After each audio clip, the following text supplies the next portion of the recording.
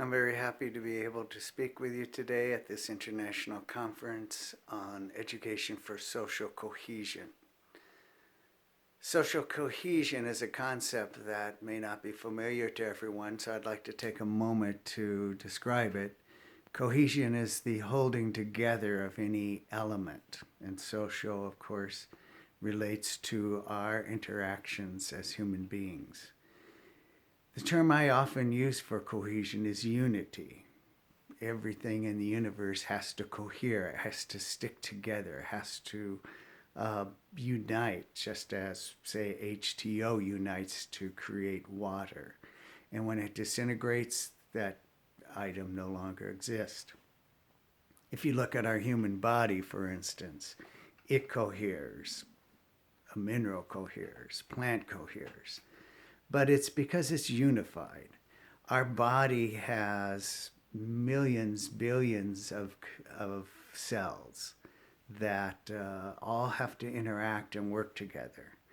They are all working in unity, which is the term I like to use, but it's actually a unity in diversity. If you think about it, if you think about all the different parts of our body, for instance, we have eyes, we have teeth, we have fingernails, we have skin. Each one of those is very different, but they all are united. They all come from one basic genetic endowment. And it's only to the extent that they work together and work in harmony, work in reciprocity, that the whole body benefits and develops. If, for instance, any part of the body thinks it's better than another part of the body and feels it should have more resources, more blood, more oxygen, whatever, nutrition, then it will deprive the rest of the body of those elements. We often think of our heart as the most important organ of our body. Without our heart, we won't live. But the truth is, almost all of our elements of our body are needed. And if we think of our lungs, if we think of our digestive system, sometimes we think, oh, our intestines are a low part of our body. But if they stop working or if they don't function properly, our whole body is affected. So this is the importance of cohesion. And to speak about the social part of it, we as human beings are very much like the individual cells of that body. And if we don't cooperate, if the whole body doesn't feed those cells, and if those cells don't do their job, whatever it is, and the important thing is that they do diverse things. We don't want every cell to be the same. It is not going to help us if we're all heart cells. We need to have all these different cells working together in harmony, and we need them different. The beauty of the body is it has this diversity. It has all of these different elements, which makes it rich, which makes it powerful, which makes it have life. And it's only as they cohere and work together that it will have life. And we have a problem because our world is very much like the human body. It's very diverse. It has many different elements. And to the degree that they work together, our world will prosper and progress and develop. And to the degree that they are disunited, then we will have problems. And we see today in the world tremendous confusion, chaos, turmoil, and sickness. Sickness in the body of the world of humanity. And we need to find out what is it that is making that sickness and how can we prevent it and remedy it so that we all can prosper. Because if our body is sick, every part of the body is going to be affected. And so it takes the body to work together and all the body to help that sick parts to become healthy. And not to say, well, what's most important is we get our nutrition, we get our resources, we're first. This kind of mentality is very destructive. and we can see the kind of destruction it's wielding on our planet.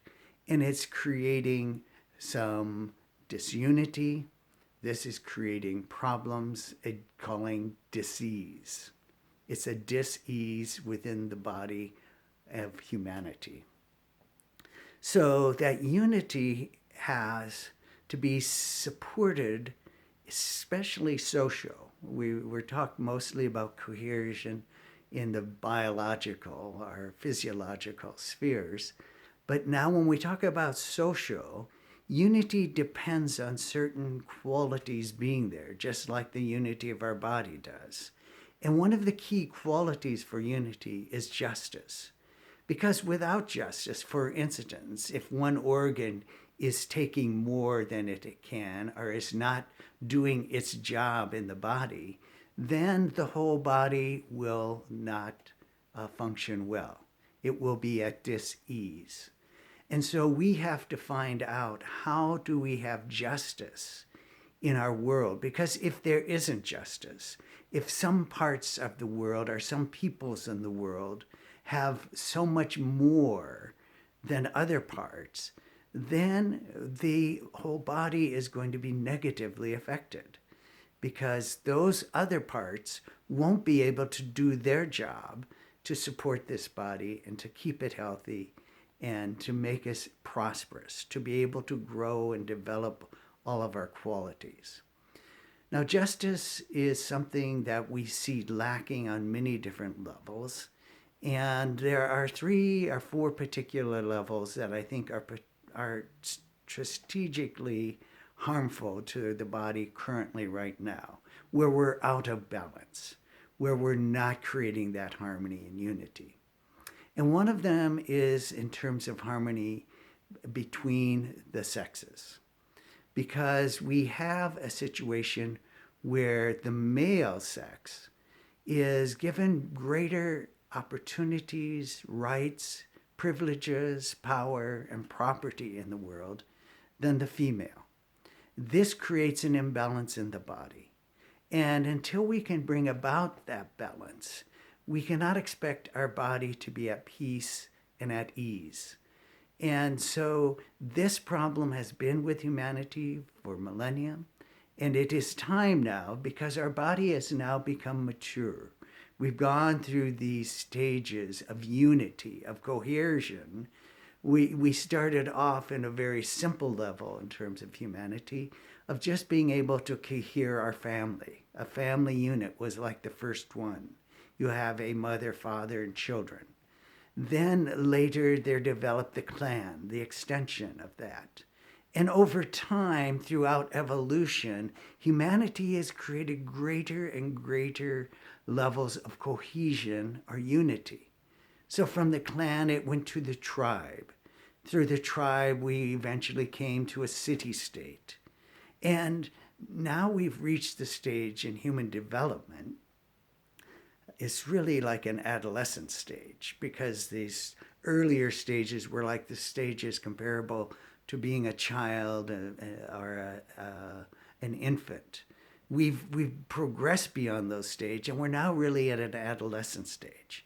And it really is the stage where we're at the stage of nationhood. Nationhood has been our highest level of unity we've been able to achieve so far as a civilization, as a world civilization. But as we see and look around us, that is no longer acceptable at this stage in human development.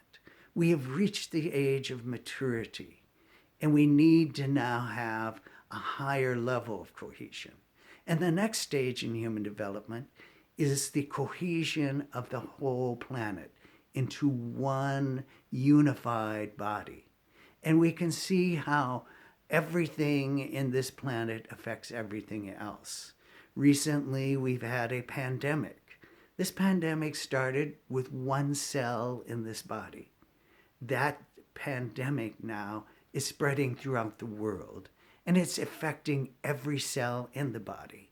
This is giving us an example of how one part of the body affects the whole part of the body.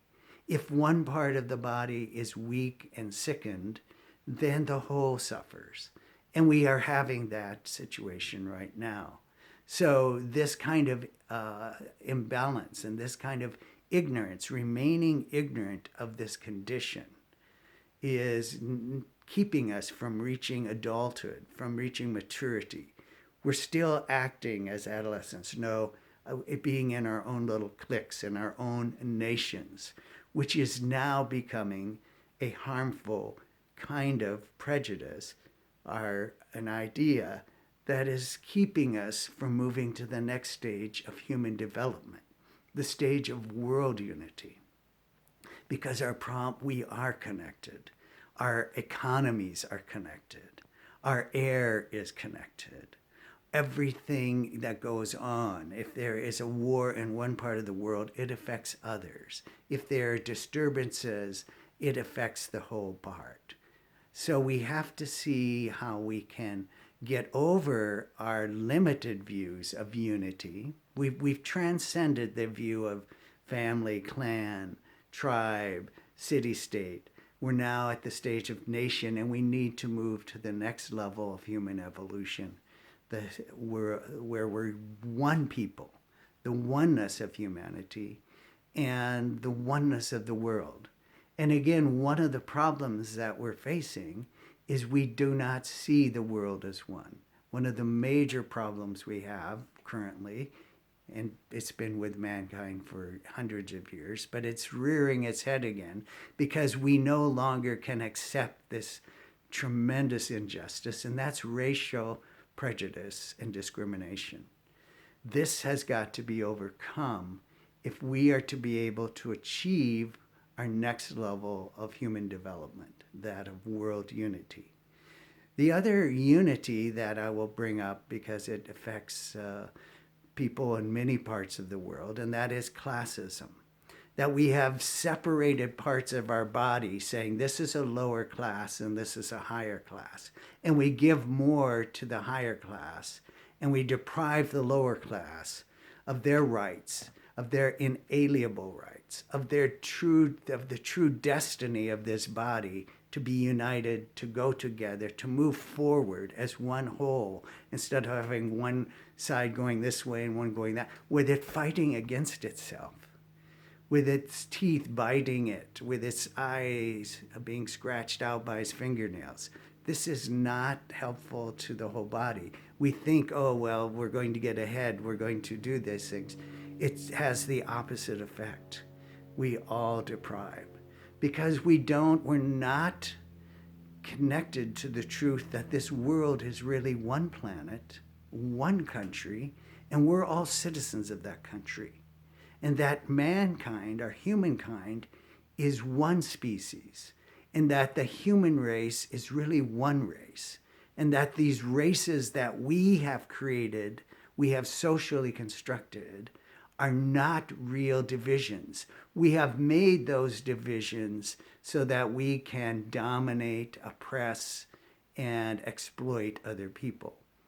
This is a tremendous harm to both white and black, our people who are privileged and those who do not have privilege.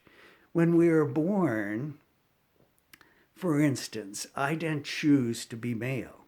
This was an accident. It happened. I had the opportunity, 50-50, to be male or female. I so happened to be male.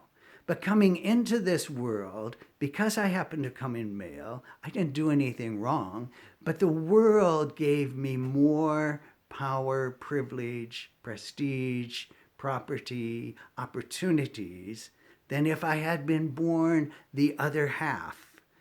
The coin flipped and I came out male. It was one chromosome. It could have been the other way. The same with race. It's nothing that I did. I was born this race. I didn't have a choice about it. It doesn't make me better or make me worse. It happens to be the race I was born with. But because I have this race, I have been given many privileges, opportunities, and such. I need to use those responsibly. So I shouldn't be guilty that I'm a man, I'm white. I happen to be in America, which has takes much more of the resources of the world than other places. But I do need to use those privileges and opportunities because they're really, I can't be guilty about that, but I can be guilty that I've left undone, that I've not used all these resources and privileges to help humanity, to give those without saying, no, no, I'm special, I'm better, I'm superior. This idea of superiority has kept us very much separated. Well, I would love to talk with you longer. I hope that you enjoy your conference, and hopefully we'll be able to talk again sometime. But if you would like to hear or see more, you can go and visit my website by just Googling my name, Rod Clarken, and I wish you all the very best. Thank you so much for your time.